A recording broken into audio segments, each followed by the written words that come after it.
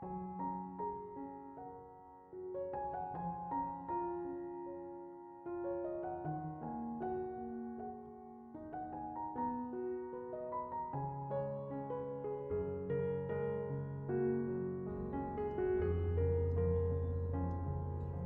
Ibu, Saudara-saudari, adik-adik kaum muda yang terkasih, apa kabar hari ini? Senang masih bisa berjumpa dengan Anda. Sukacita di balik penderitaan selalu ada, maka percayalah kepada Tuhan. Mari kita siapkan hati kita untuk mendengarkan firman-Nya. Tuhan bersamamu dan bersama rohmu. Inilah Injil suci menurut Santo Lukas, dimuliakanlah Tuhan. Pada waktu itu beberapa orang datang kepada Yesus dan membawa kabar tentang orang-orang Galilea yang dibunuh Pilatus, sehingga darah mereka tercampur dengan darah kurban yang mereka persembahkan. Berkatalah Yesus kepada mereka, "Sangkamu orang-orang Galilea ini lebih besar dosanya daripada semua orang Galilea yang lain? Karena mereka mengalami nasib itu? Tidak. Kataku kepadamu, tetapi jikalau kalian tidak bertobat, kalian semua pun akan binasa dengan cara demikian. Atau sangkamu ke-18 orang yang mati ditimpa menara dekat Siloam lebih besar kesalahannya daripada semua orang lain yang di Yerusalem? Tidak, kataku kepadamu. Tetapi jikalau kalian tidak bertobat, kalian semua pun akan binasa dengan cara demikian." Kemudian Yesus menceritakan perumpamaan ini. Ada seorang mempunyai sebatang pohon ara yang tumbuh di kebun anggurnya. Ia datang mencari buah pada pohon itu tetapi tidak menemukannya. Maka berkatalah ia kepada pengurus kebun anggur itu, "Sudah 3 tahun aku datang mencari buah pada pohon ara itu, namun tidak pernah menemukannya. Sebab itu tebanglah pohon ini. Untuk apa pohon itu hidup di tanah ini dengan percuma?" Pengurus kebun anggur itu menjawab, "Tuan, biarkanlah pohon ini tumbuh selama 1 tahun lagi. Aku akan mencangkul tanah sekelilingnya dan beri pupuk kepadanya. Mungkin tahun depan akan berbuah. Jika tidak, tebanglah." Demikianlah sabda Tuhan.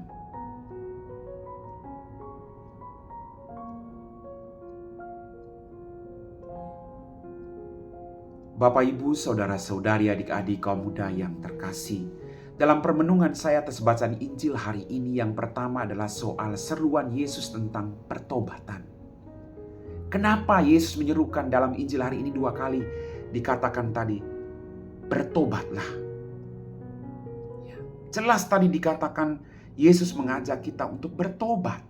Jika kalian tidak bertobat, kalian semua pun akan binasa dengan cara demikian. Pertobatan harus terjadi dalam hidup, agar kita tidak mengalami penderitaan di akhir kehidupan kita. Memang susah Bapak Ibu, karena kadang kita terlalu mengikuti hal-hal duniawi, keinginan kita. Dunia menawarkan hal-hal menarik yang kadang menarik kita semakin jauh dari kehendak Allah.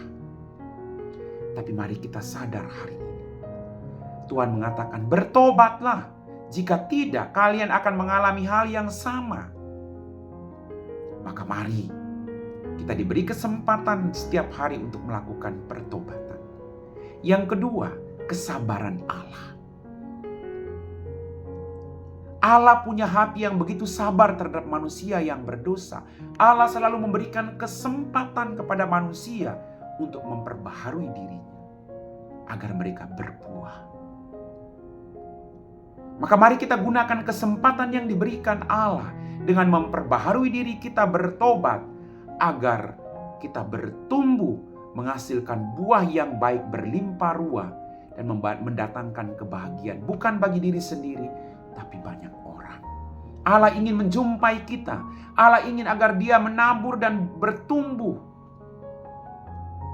Kadang kita tidak bertumbuh, kita hanya bertumbuh, tapi kita tidak bisa menghasilkan buah karena kita terlalu dirongrong oleh keinginan diri kita. Nafsu tidak teratur, kerakusan, keegoisan, ketamakan.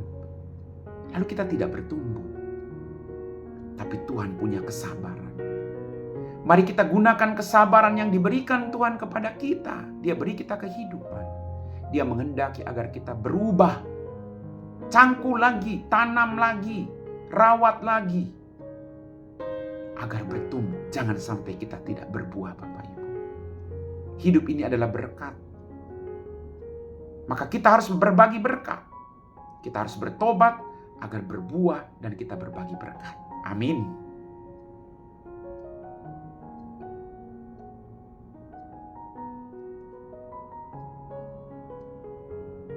Bapak, Ibu, saudara-saudari, adik-adik, kaum muda yang terkasih, kita semua telah diteguhkan oleh firman Tuhan. Mari kita siapkan hati kita untuk berdoa. Dalam nama Bapa dan Putra dan Roh Kudus. Amin. Ya Tuhan, kembali kami bersyukur untuk berkat-Mu. Ampuni dosa dan kesalahan kami. Pada kesempatan ini Tuhan, kami berdoa bagi mereka semua yang sedang mencari pekerjaan. Bantulah mereka Tuhan. Jauhkanlah mereka dari keputusasaan. Berikanlah mereka semangat untuk tetap berjuang, sekalipun ada begitu banyak tantangan yang sedang mereka hadapi.